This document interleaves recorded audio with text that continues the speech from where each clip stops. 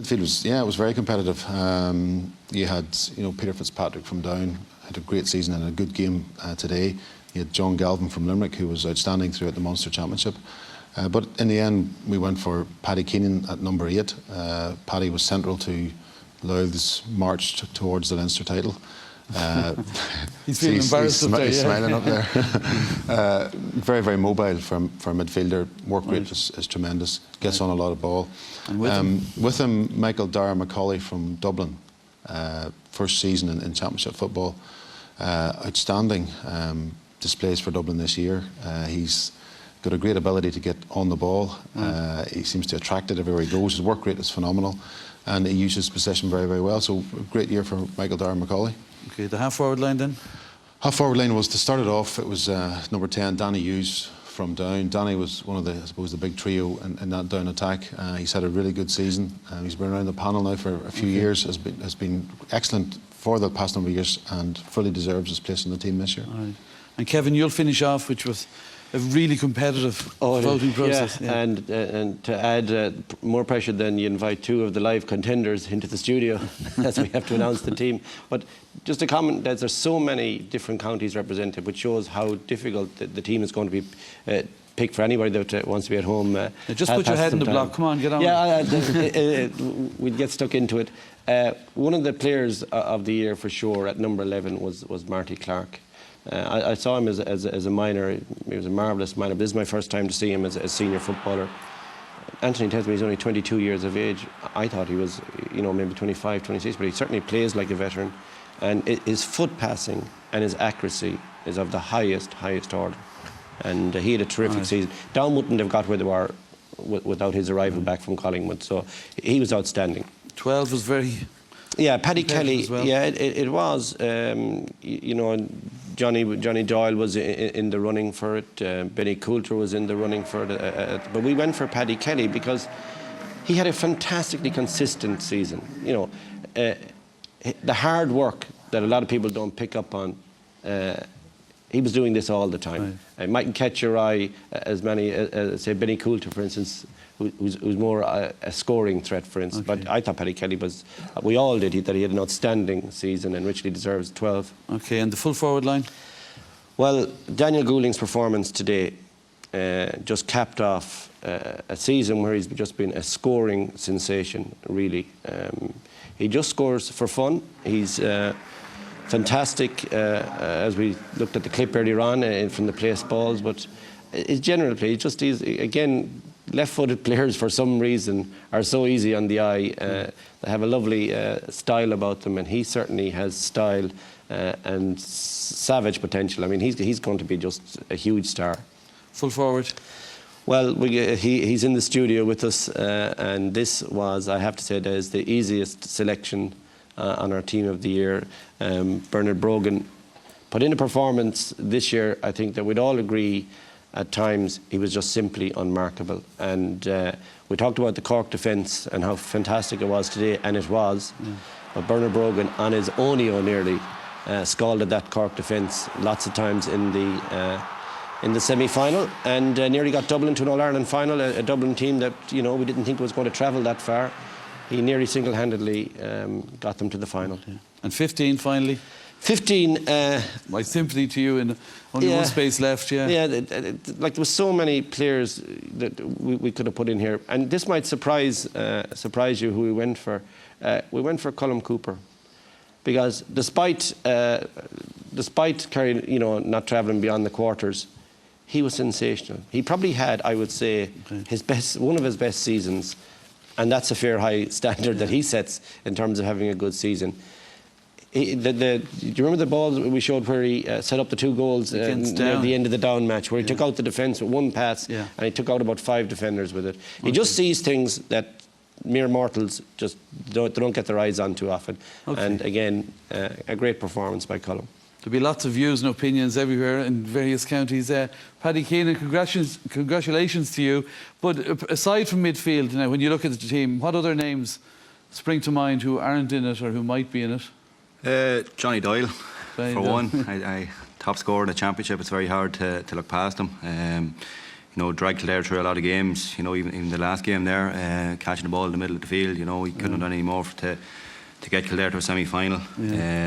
Cavan in there as well for Kildare on the wing. He was brilliant to see his goal there against Meath. Sounds like you were outside the door when the voting was going on. Maybe Brendan McVeigh as well had a shout there after his couple of saves there today as well. Bernard Brogan, congratulations to you. But aside from you, what other names spring to your mind when you look at the team who might have made it? Is it a reasonable team? Yeah, wouldn't mind playing for it now. But it's, again, Johnny Doyle, he's been superb, and he's been an unbelievable servant to the game for so many years, and he pipped me by a point there at the last day to be top scorer, so hard to look by him. But say Rory O'Carroll, who had a great year for us at full back, I think he should have been in with a shout. I'm sure he was. But he had a great year, and it's great to see and Philly McMahon there and see a couple of dubs there. It's not often we see them there, so we'll take as many as we can. All right. Kevin Walsh, your reflections on the team? I suppose there's, I'm going to talk up my own side here. I thought maybe out of one of the two cornerbacks would have a good shout there, and possibly David Kelly in the corner forward. Other than that, I mean, look at it, it's a team that was, I'm sure there's lots of different views, and in particular with two teams coming through that hadn't won the provincial, so it's going to be up and down. But other than that, okay, let's move away from the team of the year then to man of the match awards. Collie Moran, today, give us 2 or 3 names you fancied. I thought on the Cork side, O'Connor was excellent, and Daniel Goulding, the place balls just kept the scoreboard ticking over for Cork when they were struggling. And Donnacha O'Connor as well, especially Dan Gordon had the better of him in the first 25 minutes, and I suppose Cork were under pressure today, and he really turned it around though and kicked some crucial scores, and he was one of the leading stars for me. Larry Tompkins? Yeah, I think there's 3 main contenders. I think it was brilliant to see Aidan Walsh in that field, and was just superb there today. And I think your 2 inside guys like Daniel Goulding was superb all through, and has been superb all through the championship. And Donnacha O'Connor, I think his crucial scores at vital stages were brilliant. I think there was them 3 certainly are in big contention.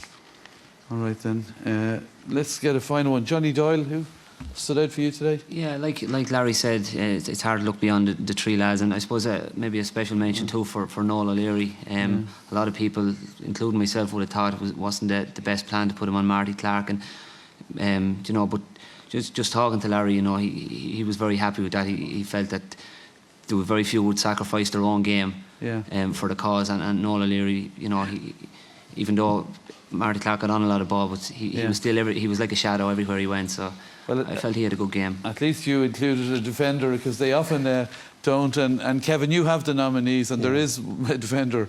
Well, we are often accused of being forward and correctly. So we do tend to go for the scoring forwards. But we have a defender on the list. Can I just say that Daniel Hughes, in a team that only lost All Ireland by a point, Down had to have something going for them. And we thought Daniel Hughes, put in a powerhouse performance at 10, and in other circumstances would have been well up. But the 3 nominations are all from Cork.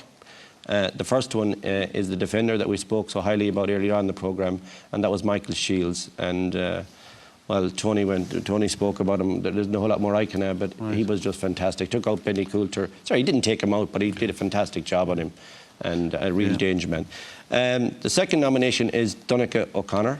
The lads mentioned him as well, and he did perform when it was needed. As I said, every kick was crucial.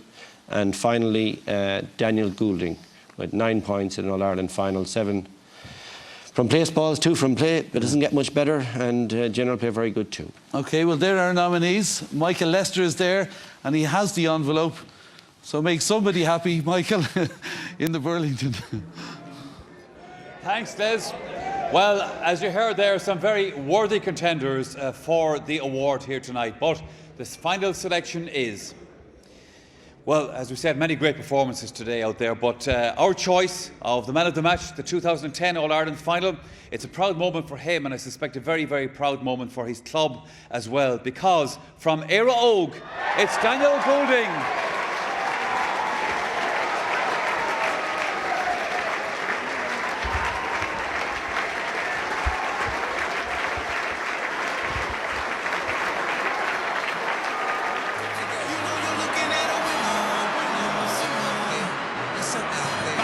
Here's Goulding, setting his foot through this and putting it over the bar.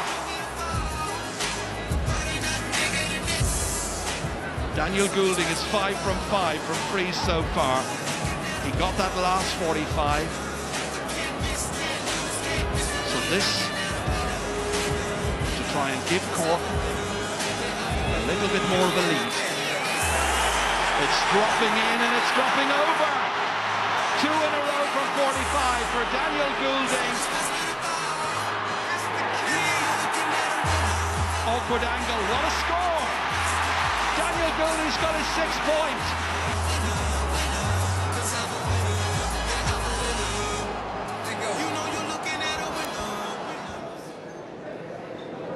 Yes, Daniel Goulding is our man of the match from this year's All-Ireland football final.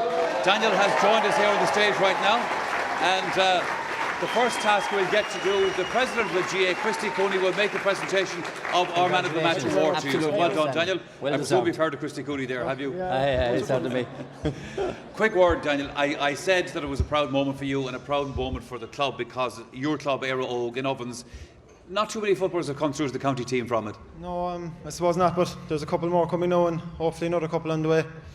I suppose it's great for the club, but just for the 35 fellas and the management, just today was the perfect ending. I suppose we had a lot of knocks over the last couple of years, and it's just great to be at the top for once. Am I right in thinking you're the first player to play for Cork, for the footballers, the senior footballers?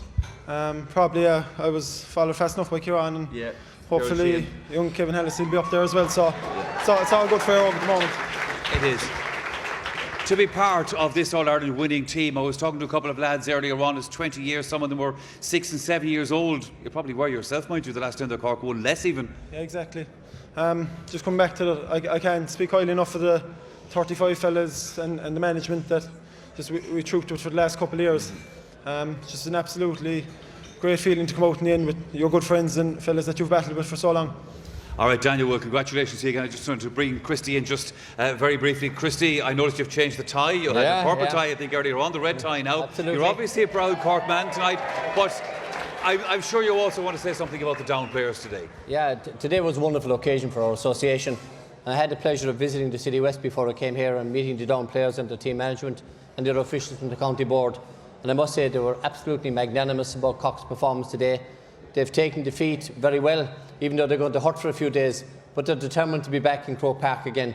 But today belongs to the Rebels, Michael, a truly outstanding performance.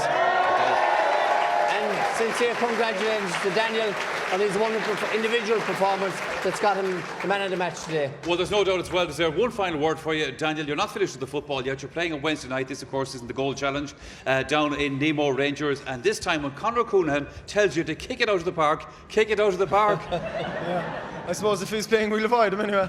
So. All right, lads, congratulations, Daniel Goulding. Once again, our man of the match. Des, it's going to be a great night here. They're all in great form, I can assure you. It's going to be a long week down in Cork. Back to you. I can imagine. OK, thank you, Michael, and well done to them all. Congratulations to Cork and Tyrone and all the members of their panels, and thanks to the Cork minors and Down seniors for giving us a great day out. Great day out. Nice way to bring our season to an end. My thanks to Anthony, to Kevin and Tony, and a special thanks to our invited audience who added so much to our programme tonight. Thank you for watching in such huge numbers this season. Thanks to all our young and dynamic team here on the programme who produce it with such enthusiasm every Sunday. Most of all, sincere thanks to all of the hurlers and footballers who made it a very memorable year in GA. We'll see you around next year. Hopefully we'll all be here to enjoy a feast of sport. Until then, Slán Gormagov.